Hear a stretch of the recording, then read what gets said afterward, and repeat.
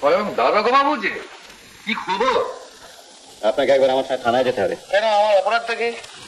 থানায় গেলেই জানতে পারবেন। আপনি যেমন নাইবা করলেন দারোগা বাবু, এখন খাবার টুকুন তো খেতে দেবে। আরে খাবার জন্য কিছু ভাবিস মা, তোর খাওয়ার জন্য দারোগা বাবুর স্পেশাল চাবুক তোলা আছে। চলো চলো চলো।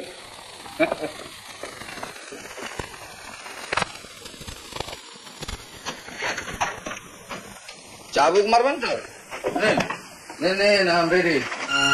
দেখি আপনার সারা পেট ফুলে গেছে, আপনি ওষুধ লাগাননি? সে কি মশাই, নাটক করছেন না তো? না বিবেকের ধ্বংস? বলবো আই এম রিয়েলি সরি, আমি সত্যি অনুতপ্ত। আপনি বসুন। বসু? হ্যাঁ, আমরা দুদিন একসঙ্গে খাবো। খাবো? দাঁড়ান দাঁড়ান মশাই, আপনি তো সব গোলমাল করে দিচ্ছেন। এই এত ভালো ভালো কথা অনেকদিন তো কেউ বলেনি।